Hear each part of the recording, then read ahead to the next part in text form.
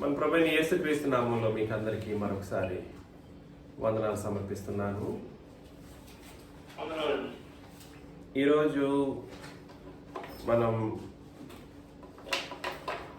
మనస్సాక్షి పార్ట్ 2 ఆలోచన చేయబోతాం.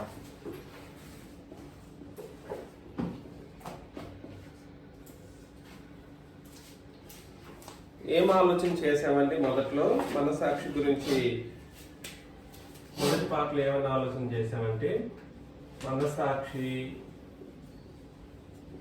ఏం చేస్తుంది?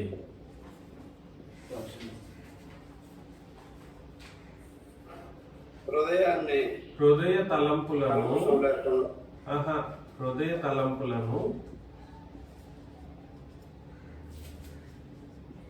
తప్పు లేదా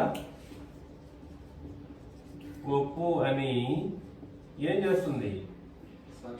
సాక్ష్యం ఇస్తూ ఉంటుంది. ఇది మనం మొట్టమొదటిగా ఆలోచన చేసింది. హృదయ తలంపులు తప్పు ఒప్పు అని సాక్ష్యం ఇచ్చే పని ఏం చేస్తుంది? మనస్సాక్షి నీ ఆలోచన తప్పు, నీ ఆలోచన రైట్ అని చెప్పగలిగేది ఏమిటి? మనస్సాక్షి. రెండవది ఏమైనా ఆలోచన చేశాము? చాలా విషయాలు పరిశీలన చేశాం. కానీ ముఖ్యంగా ఈ మనస్సాక్షి పనిచేసేటప్పుడు చాలా సందర్భాల్లో చాలా కీలకమైనటువంటి తప్పిదాలు జరిగిపోతూ ఉంటాయి. మనస్సాక్షి సరిగ్గా పనిచేయాల్సినటువంటి అవసరం ఉంది. అది సరైన రీతిలో పని చేయకపోతే మాత్రం, నిబంధనల ప్రకారం ఉండకపోతే మాత్రం మనుషుల యొక్క మనస్సాక్షి ఎలా ఉంటుంది? ఒకటి వాత వేయబడుతుంది,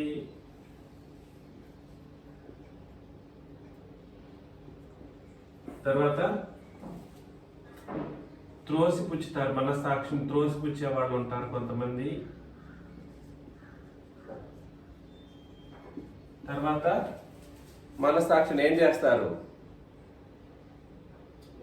అపవిత్రమైనదిగా అపవిత్రమైనదిగా మనస్సాక్షి ఉంటుంది. కొంతమంది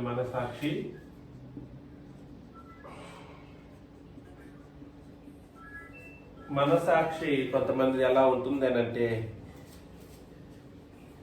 ఇలాగా ఉంటాయి.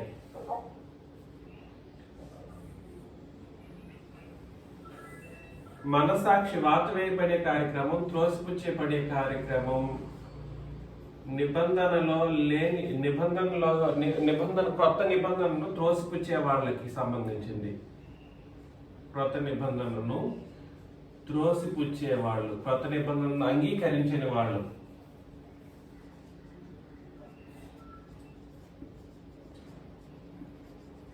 వీళ్ళు ఎవరు? వాత వేయబడిన వాళ్ళు, త్రోసిపుచ్చే వాళ్ళు యొక్క మనస్సాక్షి వాత వేయబడి త్రోసిపుచ్చే వాళ్ళ యొక్క పరిస్థితి ఏమిటంటే, వాళ్ళు ఎందుకు అలా వాత వేయబడిన వాళ్ళుగా ఉంటారు, మనస్సాక్షిని త్రోసిపుచ్చిన వాళ్ళుగా ఉంటారు అని అంటే క్రొత్త నిబంధనను అంగీకరించకపోవడం ద్వారా. కానీ వీళ్ళు ఏం చేస్తారంటే 66 పుస్తకాలను ఏం చేస్తారు? పుస్తకాలను బట్టి నీతిగా బ్రతకటానికి, ఇది ఇంపార్టెంట్, నీతిగా బ్రతకటానికి ఇష్టపడుతూ ఉంటారు. ఎలా బ్రతకటానికి? దేన్ని బట్టి? 66 పుస్తకాలను బట్టి. మేము కూడా అదే బైబిల్, మేము అదే పరిస్థితి, మాది కూడా అదే విషయం, అదే విధంగా ఉంటుంది, మేము అదే బోధ చేస్తాం అని సునాయాసంగాను అత్యంత సులభంగాను చెప్పేస్తూ ఉంటారు. వీళ్ళు 66 పుస్తకాలను బట్టి దేవుని యందు విశ్వాసం ఉంచిన వాళ్ళు. వీళ్ళు 66 పుస్తకాలను బట్టి నీతిగా ఉండడానికి ఇష్టపడినటువంటి జనాంగం. వీళ్ళు 66 పుస్తకాలను బట్టి ఆరాధన కార్యక్రమాలు జరిగించే మనుషులు. వీళ్ళ యొక్క మనస్సాక్షి ఎలా ఉంటుంది అని అంటే వాత వేయబడినటువంటి మనస్సాక్షి. వీళ్ళ మనస్సాక్షి ఎలా ఉంటుందంటే త్రోసిపుచ్చినటువంటి మనస్సాక్షిగా వీళ్ళకి ఉంటాయి. కానీ అపవిత్రమైన మనస్సాక్షి కలిగిన వాళ్ళు ఎవరంటే లోకంలో ఉన్న వాళ్ళు. ఎక్కువగా లోకం గురించి ఇది ఆలోచన చేయాల్సినటువంటి పరిస్థితి ఉంటుంది. ఇదేమో నిబంధనలు త్రోసిపుచ్చిన వాళ్ళ యొక్క పరిస్థితి, ఇదేమో లోకం యొక్క పరిస్థితి. అయితే ఒక విషయం ఏమిటంటే వీళ్ళు కూడా ఇక్కడ కూడా ఈ అపవిత్రమైనటువంటి మనసాక్షి కూడా ఎవరికి ఉంటుంది అని అంటే అబద్ధ బోధకులకు ముఖ్యంగా ఉంటుంది. ఎవరికి ఉంటుంది? అబద్ధ బోధకులకి. లోకము ప్లస్ అబద్ధ బోధ, ఈ 66 పుస్తకాలను బట్టి నీతిని బోధించే వాళ్ళు ఇక్కడ కూడా ఉంటారు. కాకపోతే కానీ ఎక్కువగా మనం అపవిత్రమైనటువంటి మనస్సాక్షి ఎవరికి ఉంటుందని ఆలోచన చేస్తామనంటే లోకానికి అలాంటి పరిస్థితి ఉంటుంది. సో ఇలాగా దేవుని విషయంలో మనుషులు ఎలా తయారైనప్పుడు దేవుడు ఖచ్చితంగా తన ప్రేమను వ్యక్తపరచవలసినటువంటి పరిస్థితి ఉంది. అరే పాపం చేశారు కదా, వాళ్ళు ఎటు పడితే అటు పోవడానికి అవకాశం లేదు, వాళ్ళు నరకంలో వెళ్ళి పడిపోవడం ఇష్టం లేదు అన్న కారణాన్ని బట్టి ఈ 66 పుస్తకాల్లో ధర్మశాస్త్రము అనేది ఒక కీలకమైనటువంటి పాత్ర పోషిస్తుంది. ఈ ధర్మశాస్త్రాన్ని బట్టి సహితం బ్రతికినటువంటి మనుషులకు నాయన ధర్మశాస్త్రాన్ని బట్టి నీ మనసాక్షి ఏం చేయబడాలంటే మీదట శుద్ధీకరించబడేటువంటి ఒక పరిస్థితిని దేవుడు క్రొత్త నిబంధనలో పెట్టేశాడు. ఎక్కడ పెట్టారు? క్రొత్త నిబంధనలో పెట్టారు.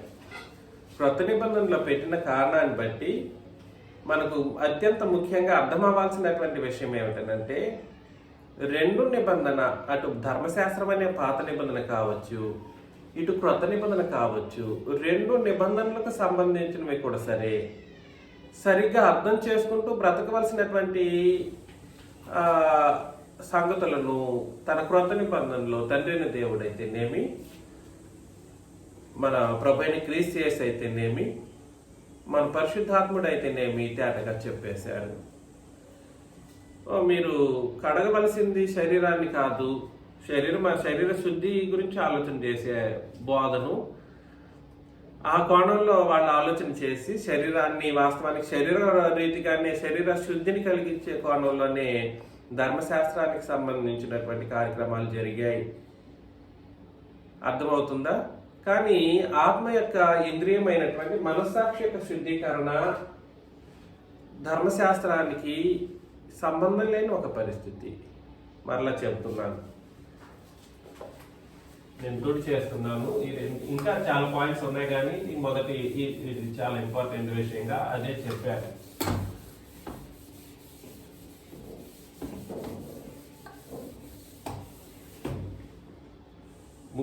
ముఖ్యంగా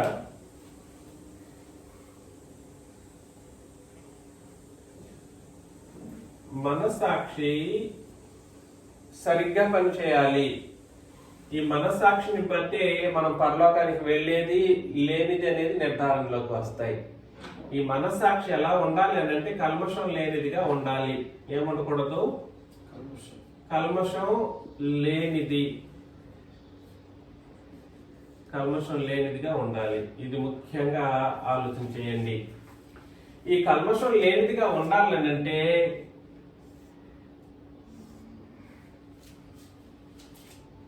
ధర్మశాస్త్రం అనే పాత నిబంధన ఒకటి ఉంది, క్రొత్త నిబంధన అనేది ఒకటి ఉంది. దీనికి ధర్మశాస్త్రానికి సంబంధం లేదు. ఇప్పుడున్న వాళ్ళకి, ఎవరికి? ఇప్పుడున్న సమస్త లోక జనులకు ధర్మశాస్త్రానికి ఏం లేదు, సంబంధం లేదు. ఇది ఏం చేస్తుంది? క్రొత్త నిబంధన ఏం చేస్తుంది అంటే, క్రొత్త నిబంధన ఇప్పుడు ఏ రూపంలో ఉందండి? మళ్ళా చెప్తున్నా, క్రొత్త నిబంధన యొక్క రూపం ఏమిటి? ఇప్పుడు క్రొత్త నిబంధన యొక్క రూపం ఏమిటి? ఏంటండి క్రొత్త నిబంధన రూపం ఏమిటి? సంఘం కాదు. ఎందుకు మీ తప్పులు చెప్తున్నారు?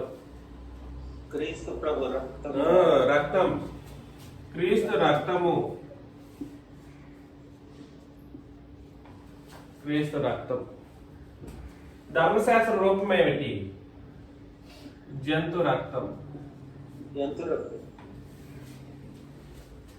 దయచేసి ఈ విషయాలు గుర్తుపెట్టుకోవాలి. చదువుతాం.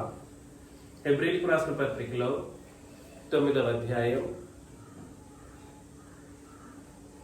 హెబ్రీలకు రాసిన పత్రిక 9వ అధ్యాయం మొదటి నుండి నేను చదువుతానండి. మొదటి నిబంధనకైతే, మొదటి నిబంధన ఏ నిబంధన? దీన్నే ఏం నిబంధన అన్నాడు? మొదటి నిబంధన.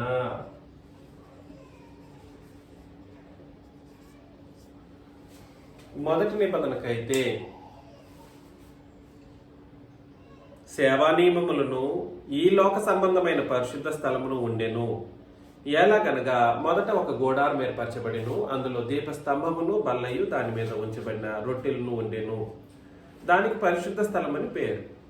రెండవ తెరకు ఆవల పరిశుద్ధ స్థలమను గుడారము కూడా, అతి పరిశుద్ధ స్థలమను గుడారము ఉండెను. అందులో సువర్ణ ధూపార్తియు అంతటను బంగారు రేకులతో తాపని నిబంధన మందసమును ఉండెను. ఆ మందసములో మన్నాగల బంగారు పాత్రయు చిగిరించిన అహరోను చేతి కరయు నిబంధన పలకలను ఉండెను. దానిపైన కరుణాపీఠమును కమ్ముకొంచున్న మహిమగల కేరూపులు ఉండెను. వీటిని గురించి ఇప్పుడు వివరంగా చెప్పవల్లపడదు. ఇవి ఇలాగూ చెప్పబడినప్పుడు, ఏర్పరచబడినప్పుడు యాజకులు సేవ చేయొచ్చు. యాజకులు ఏం చేస్తారు? సేవ చేయొచ్చు. నిత్యమును ఈ మొదటి గుడారంలోనికి వెళుదురు కానీ సంవత్సరమునకు ఒక్కసారి మాత్రమే ప్రధాన యాజకుడు ఒక్కడే రక్తము చేత పట్టుకొని, ఏంటిదండి?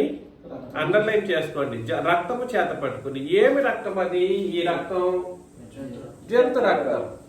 రక్తమును చేత పట్టుకొని రెండవ గుడారంలోనికి ప్రవేశించును.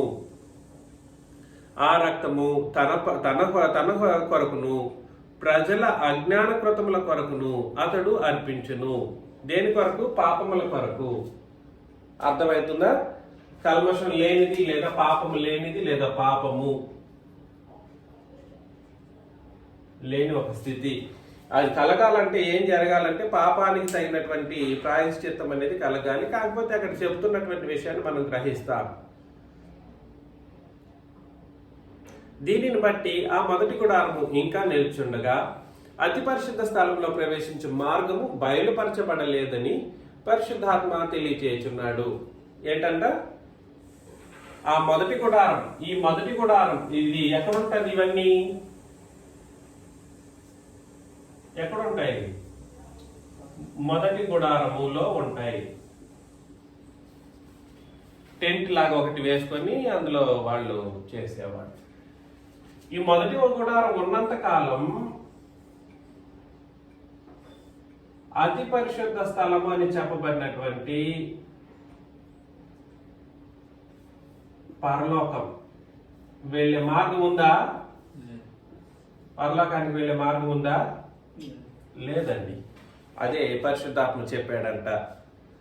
అది ఇది నిలిచినంత కాలం, ఈ మొదటి నిబంధన, మొదటి గుడారము నిలిచినంత కాలం అతి పరిశుద్ధ స్థలంలో ప్రవేశించే మార్గము బయలుపరచబడలేదని పరిశుద్ధాత్మ క్లియర్గా తేటగా తెలియచేయుచున్నాడు. ఆ గుడారము ప్రస్తుత కాలమునకు ఉపమానంగా ఉన్నది. ఈ ఉపమానార్థమును బట్టి మనస్సాక్షి విషయంలో ఆరాధకునికి సంపూర్ణ సిద్ధి కలుగజేయలేని అర్పణలను బలులను అర్పింపబడుచున్నవి. చూసారా? మనస్సాక్షి విషయంలో ఏం కలుగుతుందంటండి? ఈ ఉపమానార్థమును బట్టి మనస్సాక్షి విషయంలో ఆరాధకునికి లేదా సేవకునికి సంపూర్ణ సిద్ధి కలుగచేయలేని అర్పణలు బలులు అర్పించబడుచున్నవి. ఏమేమి? ఈ అంత మాత్రం జంతు బలులు సమర్పించిన మనస్సాక్షి ఎలా ఉంటుందంట? సంపూర్ణ సిద్ధి. మనస్సాక్షి ఎలా ఉంటుంది? మనస్సాక్షి విషయంలో ఆరాధకునికి సంపూర్ణ సిద్ధి లేదు.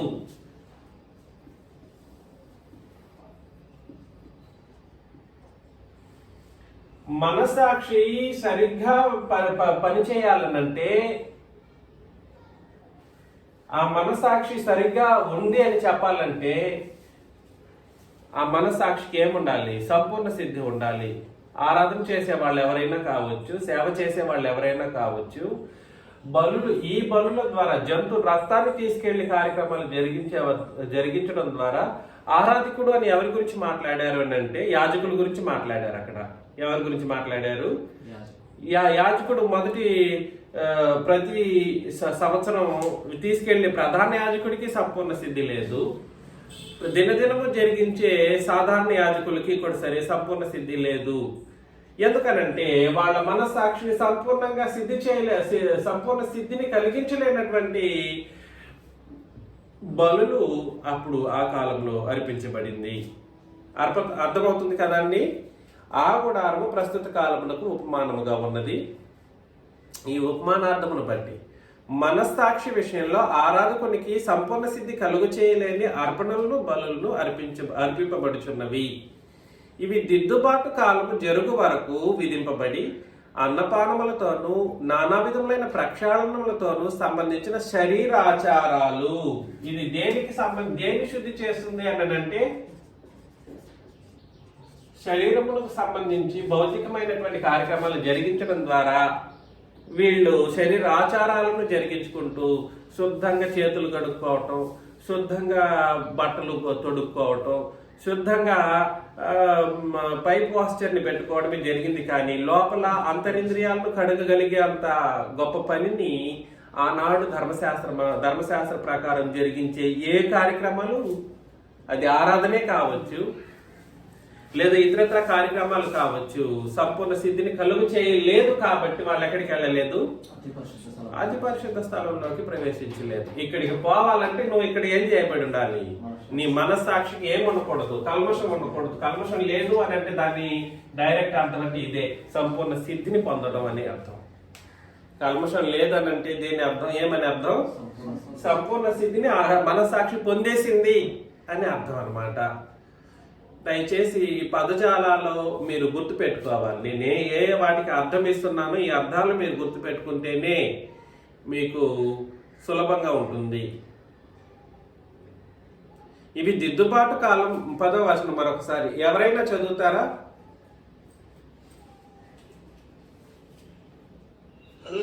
చదవండి. రెండు కాలం వచ్చే వరకు విధింపబడి అన్నపానములతోనూ నానా విధములైన ప్రక్షాళనములతోనూ సంబంధించిన శరీరాచారం మాత్రమై ఉన్నవి. అయితే క్రీస్తు రాబోచున్న మేలుల విషయమై ప్రధాన యాజకుడిగా వచ్చి తానే నిత్యమైన విమోచన సంపాదించి హస్తకృతము కానిది అనగా ఈ సృష్టి సంబంధము కానిదియు మరియు ఘనమైనదియు పరిపూర్ణమైనదియునైన గుడారము ద్వారా మేకల యొక్కయు కోడిల యొక్కయు రక్తముతో కాక తన స్వరక్తంతో ఒక్కసారి పరిశుద్ధ స్థలములో ప్రవేశించెను. కాబట్టి ఇక్కడ పనిచేసే రక్తం ఏమిటి?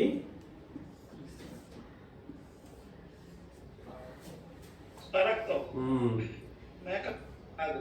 ఇక్కడ మొదటి గుడారం అన్నాడు.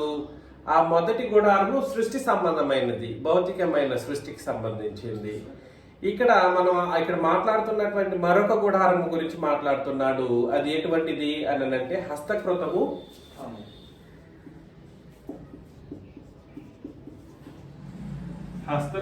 కానిది.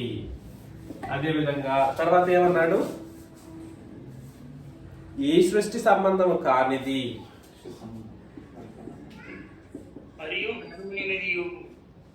ఈ సృష్టి సంబంధం కానిది. తర్వాత ఘనమైనది ఘనమైనది. తర్వాత పరిపూర్ణమైనది.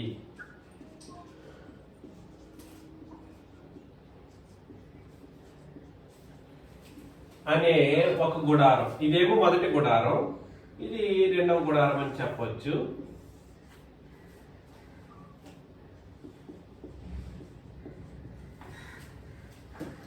ఈ గుడారం ద్వారా ఆయన ఏం చేశారంటే ఈ గుడారం ద్వారా ఏం చేశారు? ఎక్కడికి వెళ్ళారు? యేసు ప్రభు మేకల యొక్క కోడ్ల యొక్క రక్తంతో కాక తన స్వరక్తముతో ఒక్కసారి అతి పరిశుద్ధ స్థలంలో ప్రవేశించిండు. పరిశుద్ధ స్థలంలో రాశాడు. అతి పరిశుద్ధ స్థలం ఇది. ఈ అతి పరిశుద్ధ స్థలానికి మార్గం గురించి మాట్లాడుతూ ఉన్నాడు. ఎక్కడికి? దీనికి మార్గం ఎక్కడ? ఏంటిదంట? ఈ జంతు బలుల ద్వారా ఆయన వెళ్ళలేదు.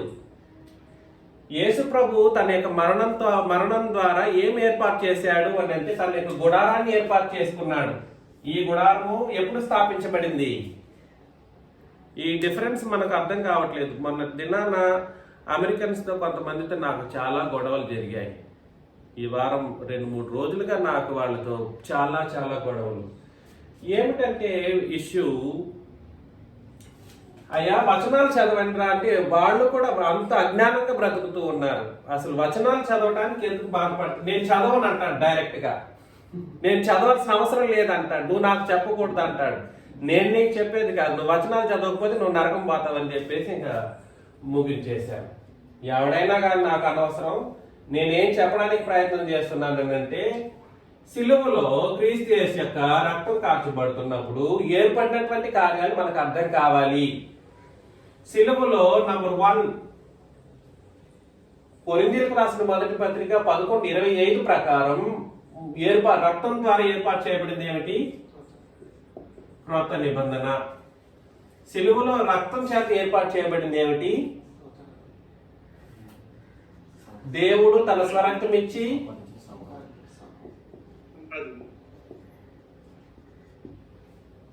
రక్తం ఇచ్చినప్పుడే దానికి పునాదులు వేసేసి అయిపోయింది. అందుకే ఆ గుడారం ద్వారా వెళ్ళారు యేసు ప్రభు.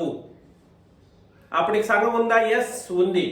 ఆయన రక్తం ఏనాడైతే ఇచ్చారో అప్పటికే సంఘం ఉంది. కానీ విషయం ఏమిటనంటే ఈ సంఘం ద్వారా యేసు ప్రభు వెళ్ళినటువంటి విషయం మనుషులకి ఎవరికీ తెలియదు.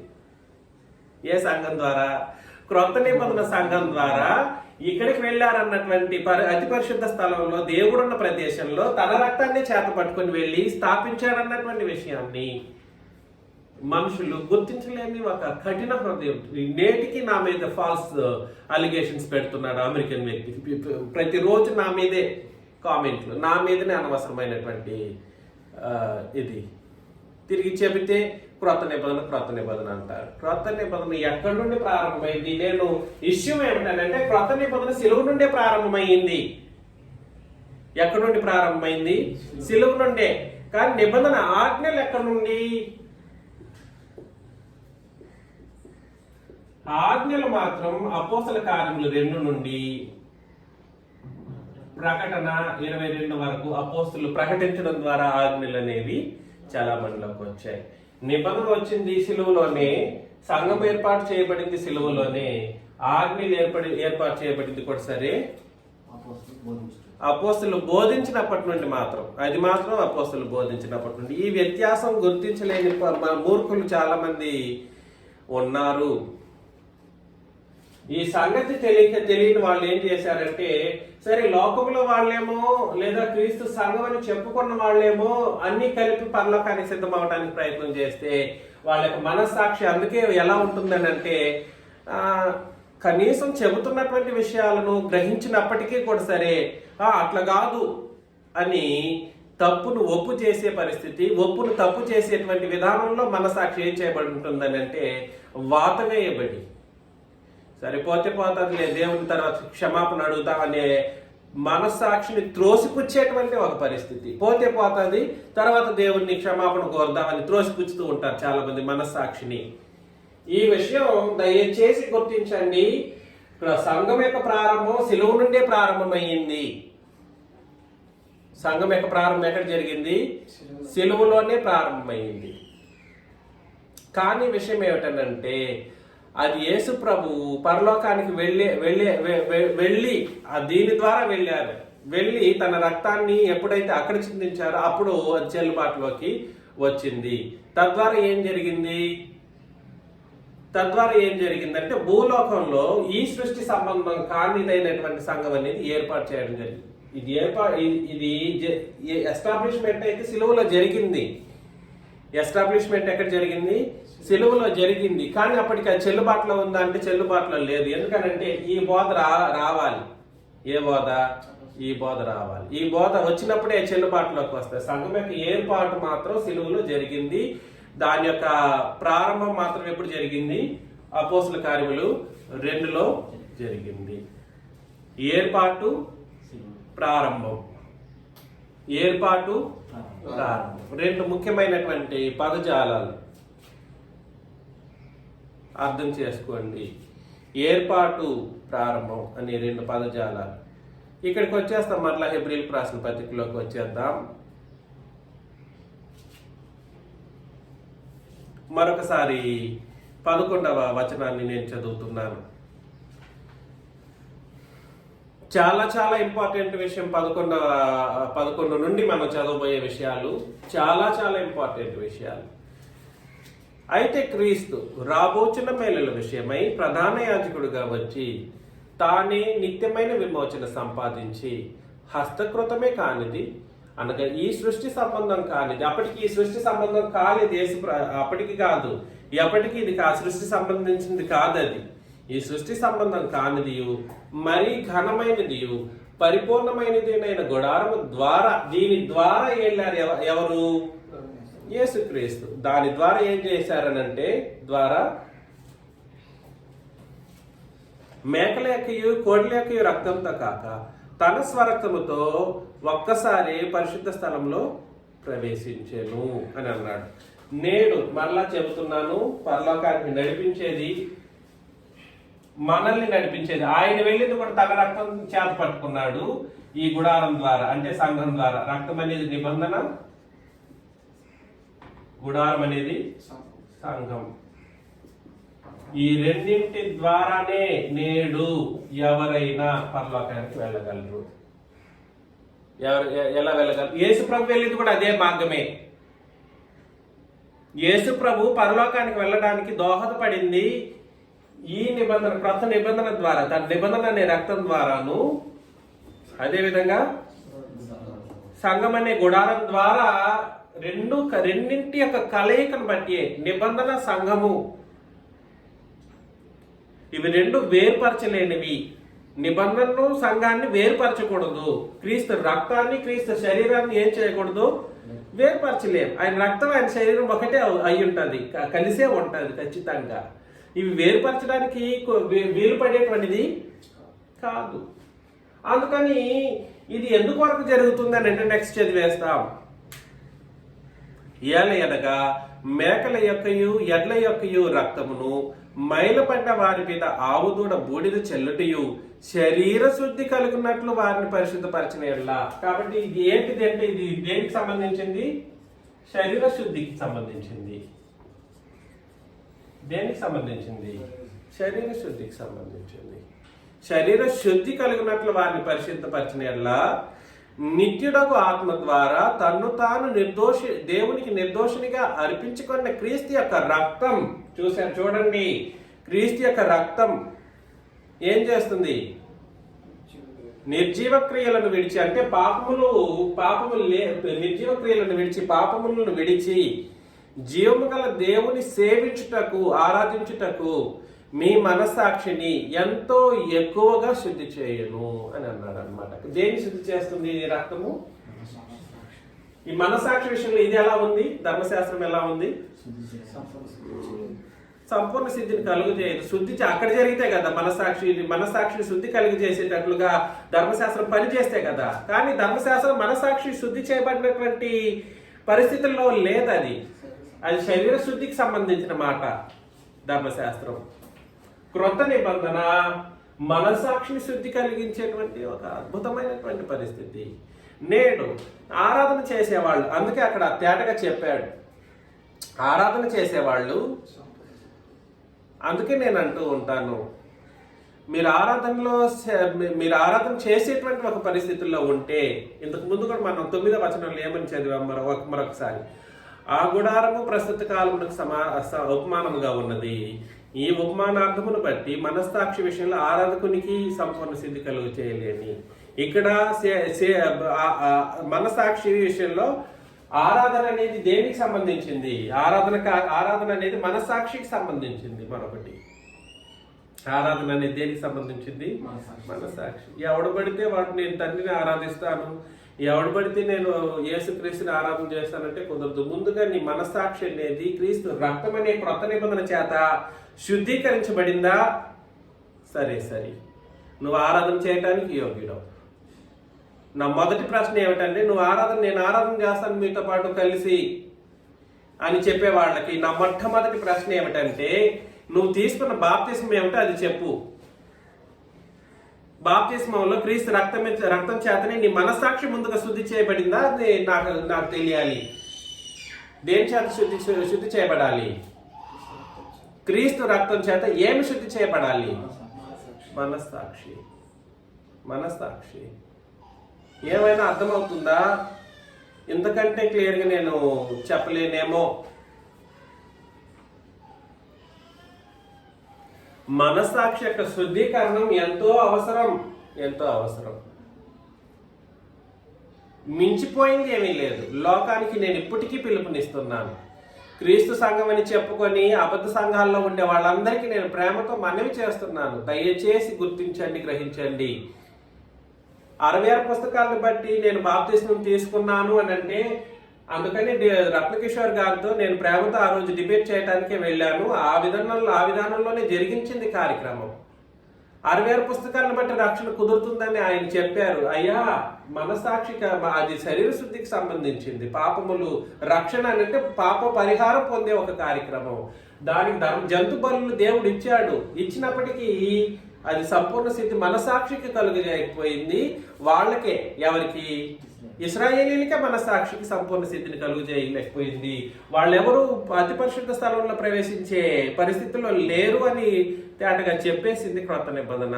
ఇప్పుడు రెండింటిని కలిపి బోధించడం ద్వారా ఎలా సాధ్యమవుతుంది రక్షణ? ఆ విషయం ఆయనకు అర్థమైనప్పటికీ మనస్సాక్షికి వాత వేసుకున్న కారణాన్ని బట్టి, త్రోసిపుచ్చిన కారణాన్ని బట్టి ఆయన మన మాటలను అంగీకరించలేకపోయారు. సో ఏది ఏమైనప్పటికీ నేను ప్రేమతో ఇప్పుడున్నటువంటి లోకానికి, మీకందరికీ ప్రేమతో నేను మనవి చేసే విషయం ఏమిటంటే, ఖచ్చితంగా ఆలోచన చేయండి. మీ బాప్తిస్మానికి వాడబడినటువంటి సాధనం ఏమిటి? క్రీస్తు రక్తమా, లేదు జంతు రక్తమా? అప్పుడు జంతు రక్తాన్ని ఇచ్చినటువంటి దేవుని యొక్క ఆజ్ఞల ప్రకారమే జంతు రక్తం కూడా ఇవ్వబడింది. కానీ దాని ద్వారా పరలోకము వెళ్ళే అవకాశం వాళ్ళు పొందుకోలేదు. వాళ్ళు సంపూర్ణ సిద్ధిని ఎప్పుడు పొందుకుంటారు? మనల్ని బట్టి, సంఘాన్ని బట్టి వాళ్ళు సంపూర్ణ సిద్ధిని పొందుకుంటారు. పాత నిబంధనలో వాళ్ళు దేన్ని బట్టి సంపూర్ణ సిద్ధిని పొందుకుంటారు? సంఘాన్ని బట్టి వాళ్ళు సంపూర్ణ సిద్ధిని పొందుకుంటారు. కాబట్టి శుద్ధీకరణ అనేటువంటి దేని ప్రకారం జరగాలి? ఇప్పుడు మరొకసారి ఎవరైనా 14వ వచనం చదవండి. 13, 14. ఏలయనగా మైలపడిన వారి మీద ఆవుదూడ బూడిద చల్లుటయు, శరీర శుద్ధి కలుగునట్లు వారిని పరిశుద్ధపరిచిన యెడల నిత్యుడగు ఆత్మ ద్వారా తన్ను తాను దేవునికి నిర్దోషినిగా అర్పించుకొనిన క్రీస్తు యొక్క రక్తము నిర్జీవ క్రియలను విడిచి జీవము గల దేవుని సేవించుటకు మీ మనస్సాక్షిని ఎంతో ఎక్కువగా శుద్ధి చేయను. సాధారణంగా కూడా శుద్ధి చేయదంట మనస్సాక్షిని. ఎంతో ఎక్కువ కంటే సంపూర్ణ స్థితిలో నేను నిలబెట్టి అంతగా. మొదటి రోజు బాప్తిస్మం తీసుకున్నారు, ఆ రోజు చనిపోయారు అనుకోండి, ఏదో జరిగిపోయి, ఖచ్చితంగా వాళ్ళు పరలోకానికి వెళ్ళిపోతారు. ఎంతో ఎక్కువ కంటే సంపూర్ణ సిద్ధిని ఇచ్చేంతగా మన క్రీస్తు యొక్క పరిశుద్ధమైనటువంటి రక్తం నేడు. రక్తంతో కడుగుతాడని అంటే ఎలా కడుగుతాడని మనస్సాక్షిని అంటే నిబంధన బట్టి, క్రొత్త నిబంధన. రక్తం ఏ రూపంలో ఎర్రగా పోసి కడుగుతాడా? అట్లాంటిది ఏమి ఉండదు. మన యొక్క మనస్సాక్షిని కడిగేది క్రీస్తు యొక్క రక్తము. ఎలాగ కడుగుతుంది అని అంటే క్రొత్త నిబంధన యొక్క బోధనలు, లేదా క్రొత్త నిబంధన చట్టాలను, లేదా క్రొత్త నిబంధన సువార్తను విని విశ్వసించి, ఇక ఆ చట్టాలన్నిటికీ నేను బద్ధుడినై ఉంటానని నిర్ణయించుకొని వచ్చినప్పుడు, నువ్వు బాప్తిసం క్రొత్త నిబంధన ప్రకారం పొందుకున్నప్పుడు ఆ నిబంధన ఏం చేస్తుందంటే అంతే సంపూర్ణ సిద్ధి, ఇక్కడికి వెళ్ళే పరలోకానికి వెళ్ళే అంత సంపూర్ణ సిద్ధిని నీకు ఇచ్చేస్తుంది అనమాట. సులభంగా ఇస్తుంది.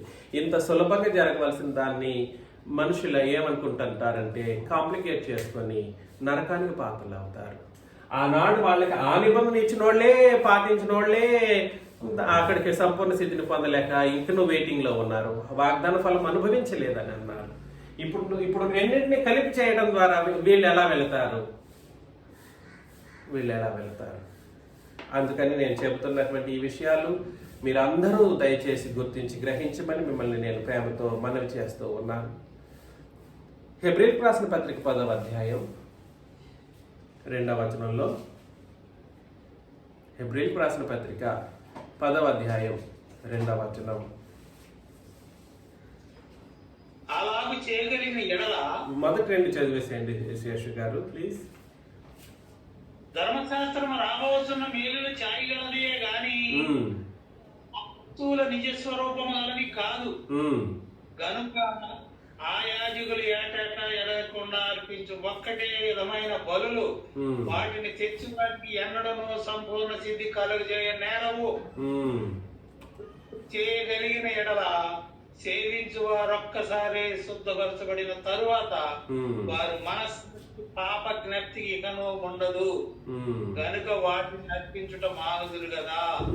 అయితే ఆ బలులు అర్పించుట చేత ఏటేటా పాపములు జ్ఞాపకమునకు వచ్చుచున్నవి.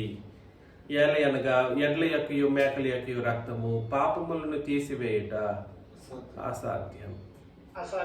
కాబట్టి మనసాక్షికి పాపాన్ని జ్ఞాపకంలోకి తెచ్చేటువంటి ఒక పరిస్థితి.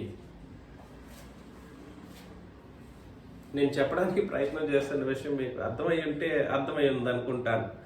ధర్మశాస్త్రం రాబోచిన మేలులు గల ఛాయగలదే గాని ఆ వస్తువుల నిజస్వరూపము కలది కాదు. గనుక ఆ యాజకులు ఏటేటా ఎడతెగకుండా అర్పించు ఒకటే విధమైనటువంటి బలులు వాటిని తెచ్చి వారికి ఎన్నడూ సంపూర్ణ సిద్ధి కలుగ చేయనేరవు. జంతు బలుల ద్వారా ఎన్నడూ సంపూర్ణ సిద్ధి మనసాక్షికి ఉండదు. దేనికి ఉండదు? మనసాక్షికి సంపూర్ణ సిద్ధి అనేది ఉండదు ఆ బలుల ద్వారా. అర్థమవుతుంది కదండి.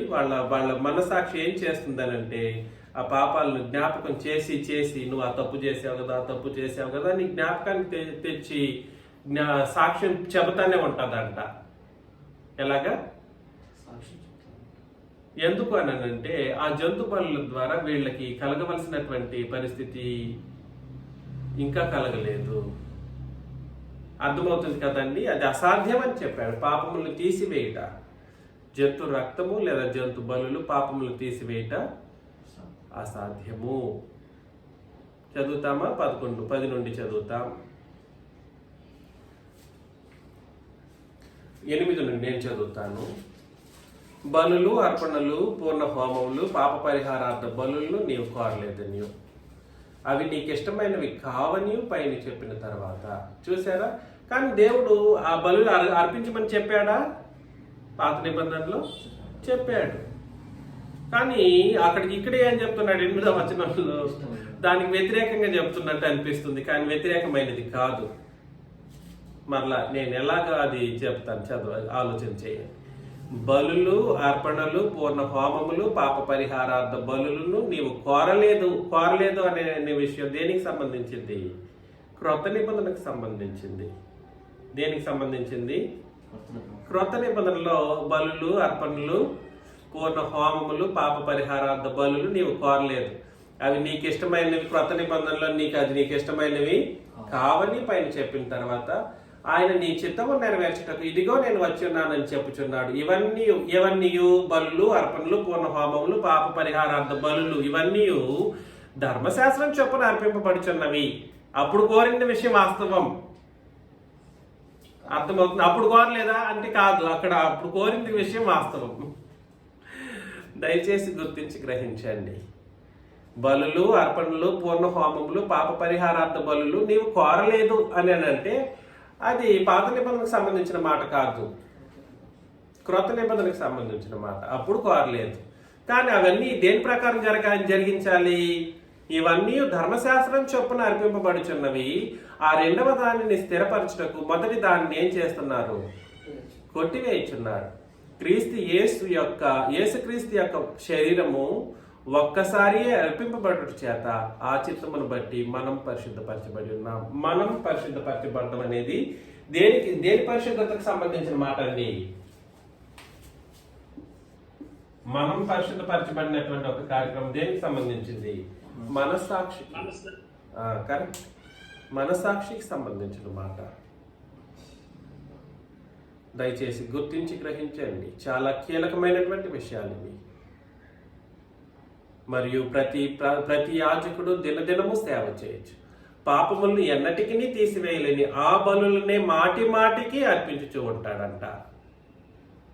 పాపములు ఏం చేయదా ఆ బలులు? ఎన్నటికి. ఇంతకు ముందు ఒక అద్భుతమైన పదం చదివాం. ఏమిటో తెలుసా ఆ పదం? ఎడతెగక అర్పించే వాళ్ళంట బలులు పాత నిబంధనలో. ఎట్లా? ఎడతెగక అంటే అర్థం ఏంటి? So there is no stoppage.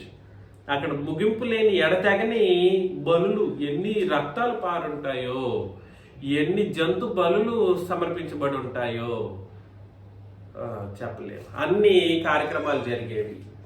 అందుకే ఇక్కడ ఏం చెప్పాడనంటే ప్రతి యాజకుడు అంట, అది కూడా ఒకడు కాదు, ప్రతి యాజకుడు దినదినము సేవ చేయొచ్చు, పాపములను ఎన్నటికీ తీసివేయలేని ఆ బలుల్నే మాటి మాటికి అర్పించుచూ ఉండును.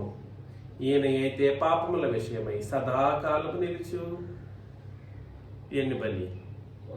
ఒక్క బలిని అర్పించి అప్పటి నుండి తన శత్రువులు తన పాదములకు పాదపీఠముగా చేయబడి వరకు కనిపెట్టుచు దేవుని కుడి పార్శ్వమున ఆసీనుడయ్యేను. ఒక్క అర్పణ చేత, అండర్లైన్ చేసుకోండి, ఒక్క అర్పణ చేత ఈయన పరిశుద్ధపరచబడి వారిని సదాకాలమునకు సంపూర్ణులుగా చేసి ఉన్నాడు. అబ్బా, ఈయన అయితే పాపముల విషయమై సదాకాలం నిలిచి ఎన్ని బలులు? ఒకే బలిని అర్పించుకొని, తను తాను అర్పించుకొని, అప్పటి నుండి శత్రువులు తన పాదముల క్రిందకి వచ్చేంత వరకు తండ్రి కుడి పార్శ్వమున కూర్చున్నారు. ఒక్క అర్పణ చేత ఈయన పరిశుద్ధపరచబడే వాళ్ళు అంటే ఈయన మనస్సాక్షిని పరిశుద్ధపరచబడినటువంటి వాళ్ళు సదాకాలమునకు సంపూర్ణులుగా చేసి ఉన్నాడు. సంపూర్ణ సిద్ధిని కలిగించగలిగింది కేవలం క్రొత్త నిబంధన మాత్రమే. క్రొత్త నిబంధన పరిశుద్ధత మాత్రమే. సాదాసీదా పరిశుద్ధత కాదు, సంపూర్ణమైనటువంటి పరిశుద్ధత. అది ఎంతకాలము? సదాకాలం నిలిచు అంటే దాన్ని ఏమంటారంటే సదాకాలము సంపూర్ణ సిద్ధిలో నిన్ను నడిపించగలిగిన ఏకైక నిబంధన క్రొత్త నిబంధన. మరలా అది కూడా కావాలి అని అంటే ఇంకా నేనేం చెప్పలేనండి. అది కూడా కావాలి, దాని ప్రకారం కూడా నేను సంపూర్ణ సిద్ధిని సాధించగలను అని అంటే మాత్రం కుదరదు. అందులో చెప్పినవన్నీ ధర్మశాస్త్ర బోధలన్నీ కూడా సరే, నిన్ను ఏనాడు సంపూర్ణ సిద్ధిగా అది చెప్పకపోతే భయం ఎలా వస్తుంది అంటారు. భయం ఎలా వస్తుంది? అప్పుడు అట్లా భయపెట్టాల్సినటువంటి అవసరం లేదు. ఎట్లాగా? ఆ విధానంలో భయపెట్టాల్సినటువంటి పరిస్థితి లేదు. హెచ్చరిక చేయవలసినటువంటి అవసరం కూడా లేదు. ఈ విషయాలు మీరందరూ గుర్తించండి. ఆ విధంగా భయపెట్టి నువ్వు సంపూర్ణ స్థితిలో నడిపించలేవు. భయం ఎలా కలుగుతుంది అంటే ఎందుకు కలగాలి భయం? దయచేసి గుర్తించి గ్రహించండి. రోమిలకు రాసిన పత్రిక 13:5లో, రోమిలకు రాసిన పత్రిక 13వ అధ్యాయం 5వ వచనం చదవండి ఎవరైనా.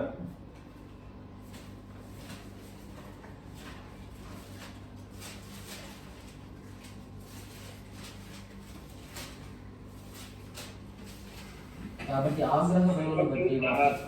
ఆగ్రహ భయమును బట్టి మాత్రం కాక మనస్సాక్షిని బట్టి లోబడి ఉన్నట. భయపెట్టి కాదు. దేవుడు ఆగ్రహిస్తాడు, భయపడండి అని నిబంధనలోకి వచ్చేసిన తర్వాత భయపెట్టాల్సినటువంటి పరిస్థితి లేదు.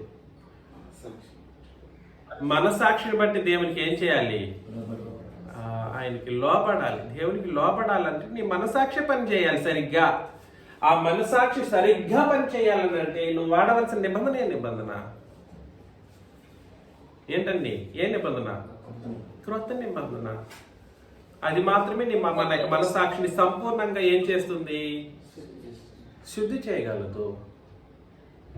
ఏమైనా అర్థమవుతుందా నేను చెబుతున్నది? చాలా కీలకమైనటువంటి ఒక అంశాన్ని మాట్లాడుతున్నాం ఈరోజు. చాలా కీలకమైనది. ఇది కానీ మిస్ చేసుకుని ఇప్పటికీ నేను వాత వేసుకున్న మనసాక్షిని కలిగి ఉంటానని అనుకునే బయట ఉన్నటువంటి అబద్ధపు క్రీస్తు సంఘాల వాళ్ళు ఇప్పటికైనా ముందుకు వస్తే నేను బాప్తిస్మం ఇవ్వడానికి రెడీ. ఇది ప్రేమతో జరిగించే ఒక కార్యక్రమమే. మనం అందరం కలిసి వాళ్ళకి చెప్పాలి. చాలా కీలకమైనటువంటి ఒక సంగతి నేను ఈరోజు మాట్లాడుతున్న విషయం. ఆగ్రహానికి భయపెట్టడానికి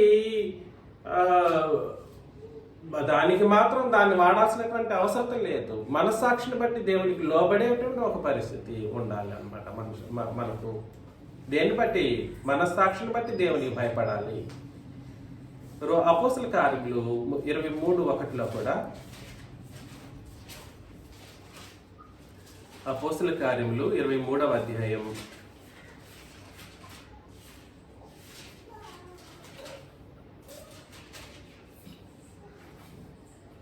పౌలు మహాసభ వారిని చేర్పించి, సహోదరులారా, నేను నేటి వరకు కేవలం మంచి మనస్సాక్షి గలవాడనై నడుచుకుంటున్నని చెప్పాను. కాబట్టి మనసాక్షి శుద్ధీకరించబడిన తర్వాత నీకు ఎలాంటి మనసాక్షి వచ్చేస్తుంది? మంచి మనసాక్షి ఉంటుంది. కల్మషం లేని మనసాక్షి, పాపాన్ని జ్ఞాపకం చేయలేని మనసాక్షి నీకు వచ్చేస్తుంది అన్నమాట. అర్థమవుతుందండి?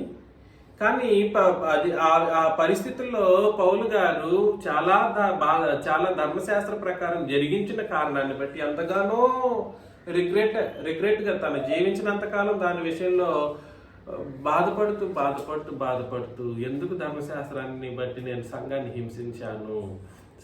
హింసించాను అని ఆయన రిగ్రెట్ చేసుకుంటూ ఉన్నప్పటికీ కూడా సరే క్రొత్త నిబంధనలో బాప్తిస్మం పొందుకోవడం ద్వారా ఏం చేశాడు?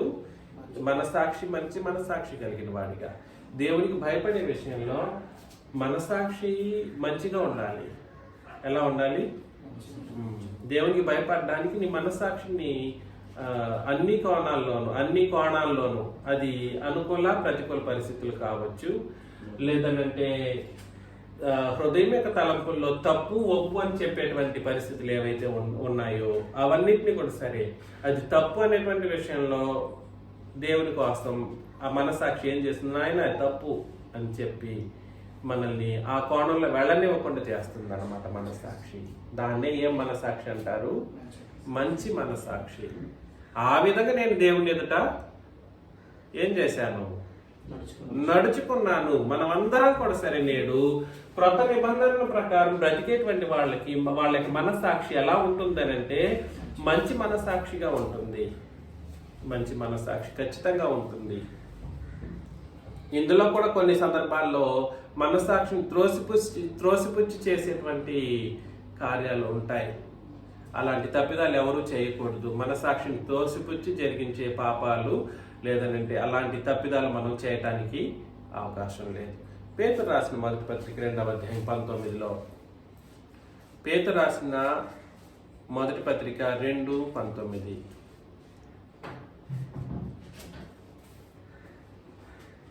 ఎవడైనను అన్యాయంగా శ్రమ పొందొచ్చు దేవుని గురించిన మనస్సాక్షి కలిగి దుఃఖము సహించిన ఎడల అది హితమగును.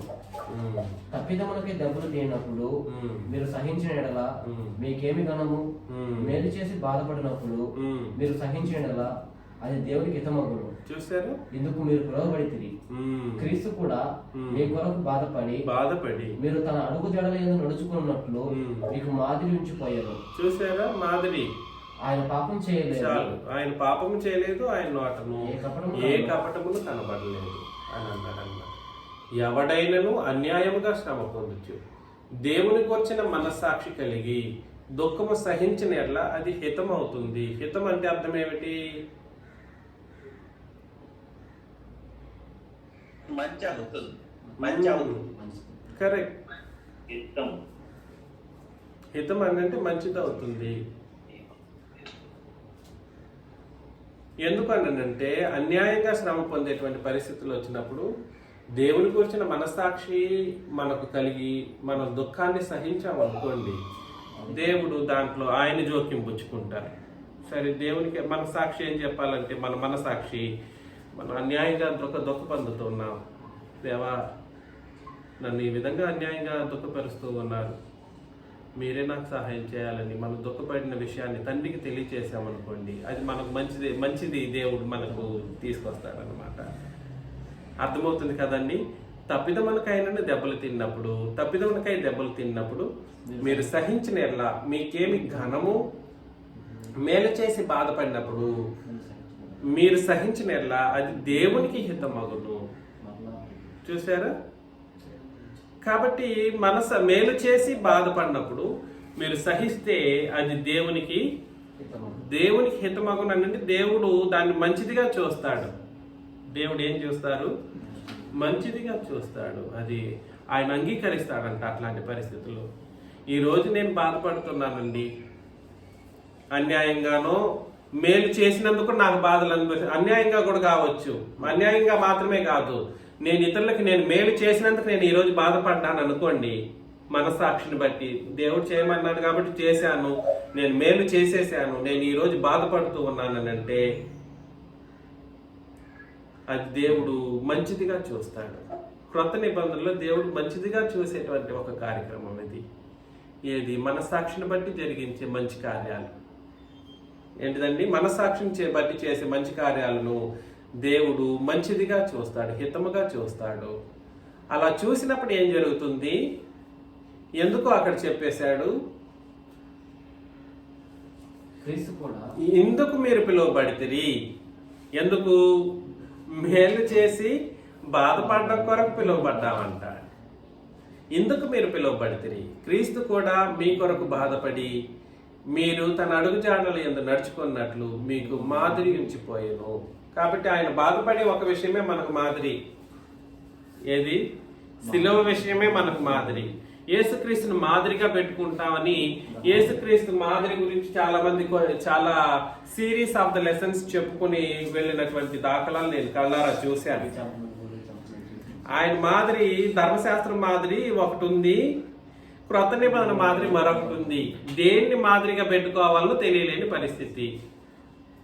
ఆ రోజు డిబేట్ లో కూడా నేను మాట్లాడాను. యేసు ప్రభు ఆ రోజు 8వ రోజు సున్నతి చేయబడ్డారండి. ఆయన మాదిరిగా తీసుకోవాలి అని అంటే మాత్రం ఈ రోజు మీరు కూడా సున్నతి తీసుకోవాల్సిందే. ఆయన మాదిరిగా తీసుకోవాలంటే ఆయన ఏమేమైతే కార్యాలు, విశ్రాంతి దినాన్ని పాటించే విషయంలో ఎలాంటి బోధలు చేశారో అది గుర్తుపెట్టుకోవాలి అని కొన్ని ఇన్సైట్స్ నేను ఆ రోజు మాట్లాడాను కూడా. కానీ మనుషులు గుర్తించలేని పరిస్థితి. ఈ రోజు నేనేం చెప్పడానికి ప్రయత్నం చేస్తున్నానంటే, క్రీస్తు మీ కొరకు బాధపడిన విషయాన్ని మనం ఏం చేయాలి? మాదిరిగా పెట్టుకోవాలి. మనం కూడా అవసరమైతే మనముగానే బాధపడి సహోదరులకి లేదా లోకంలో ఉన్న వాళ్ళకి మేలు చేసేటువంటి విషయంలో మన మనస్సాక్షిని దేవుని వైపు త్రిప్పి, క్రీస్తు వైపు త్రిప్పి, పరలోకానికి వెళ్ళడానికైనటువంటి రెండు మార్గాలు కాదు, ఒకటే మార్గం. కానీ దాన్ని కల్పించేది 2 కార్యక్రమాలు. ఒకటి నిబంధన, క్రొత్త నిబంధన, రెండవది క్రొత్త నిబంధన సంఘం. ఇది మాత్రమే నిన్ను పరలోకానికి నడిపిస్తుందని మిమ్మల్ని హెచ్చరిస్తుందని నేను హెచ్చరించుకుంటూ ముగిస్తున్నాను. పార్ట్ 3 వచ్చే వారం ఆలోచన చేస్తాను. మీకు అందరికి క్రీస్తు యేసు నామములో వందనాలు.